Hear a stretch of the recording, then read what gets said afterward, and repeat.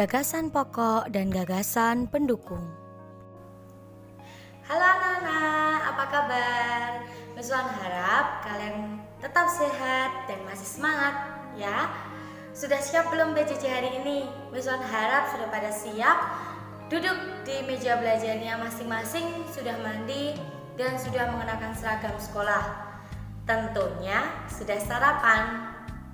Hari ini kita akan belajar tentang gagasan pokok dan gagasan pendukung dalam sebuah paragraf. Sebelumnya, mari kita buka dulu pulpenanya. Subtema 1 tentang keberagaman budaya bangsaku. Di situ terdapat sebuah paragraf mengenai batik. Mari kita baca bersama-sama. Batik. Batik merupakan kain tradisional Indonesia.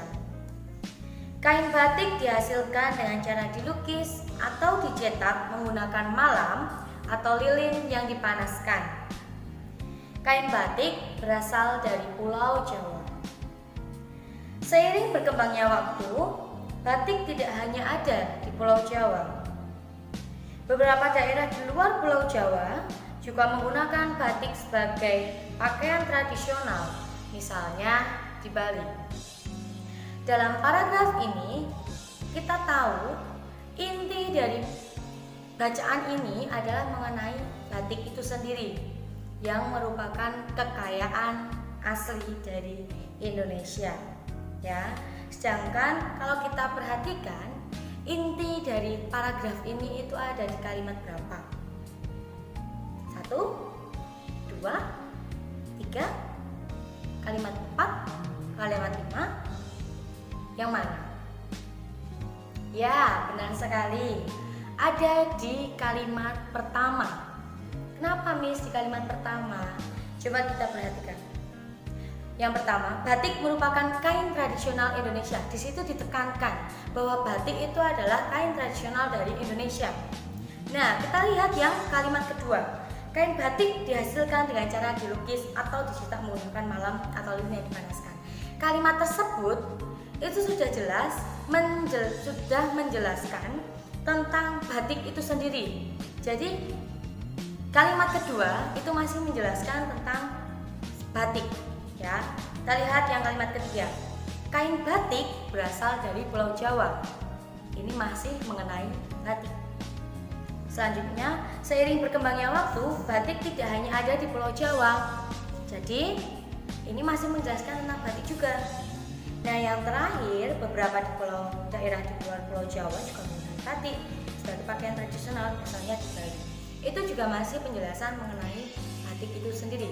Jadi kita bisa simpulkan kalimat utamanya ada di kalimat pertama.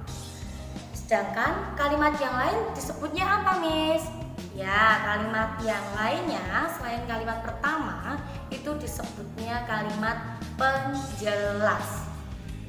Nah, jika kita sudah menemukan kalimat utamanya, sudah sangat mudah nanti kita menentukan gagasan pokoknya.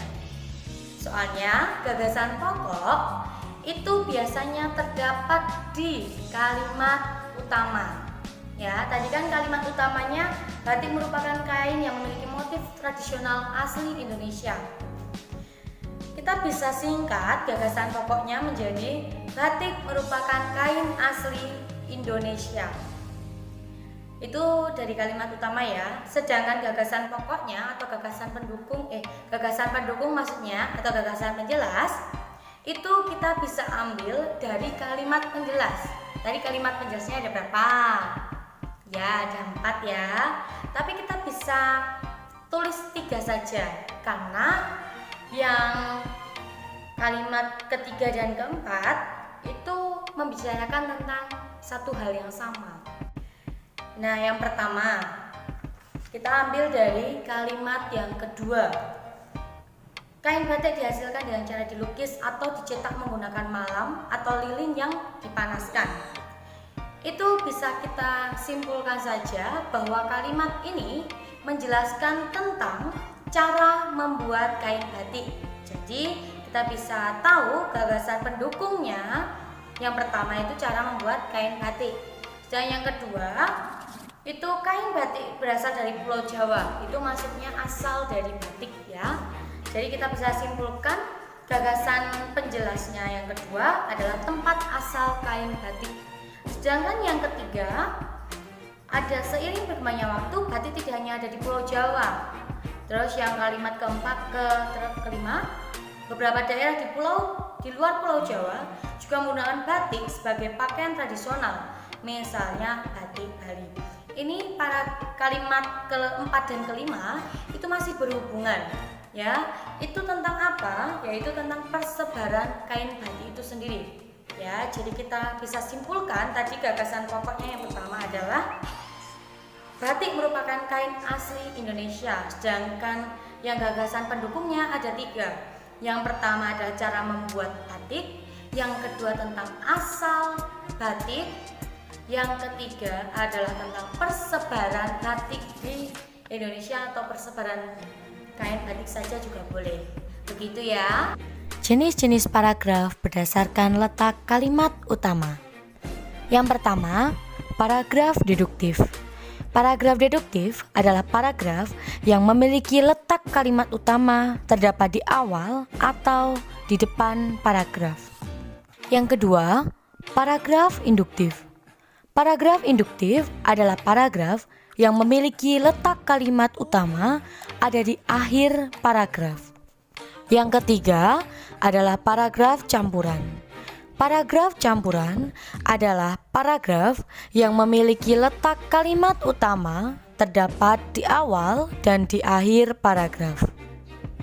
Nah, sedangkan paragraf yang tadi kita telah baca tentang batik itu disebut dengan paragraf deduktif karena letak kalimat utama ada di awal atau di depan paragraf.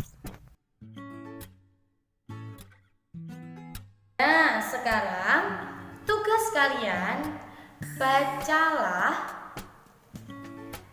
bacaan yang di Ayo Berlatih halaman 4 ya. Setelah kalian baca, tugas kalian yang pertama tentukan kalimat utamanya terlebih dahulu. Setelah itu kalimat penjelas dan yang terakhir gagasan pokok dan gagasan penjelasnya. Jangan lupa dituliskan jenis paragrafnya itu apa. Terima kasih, Tuhan memberkati. Semangat ya.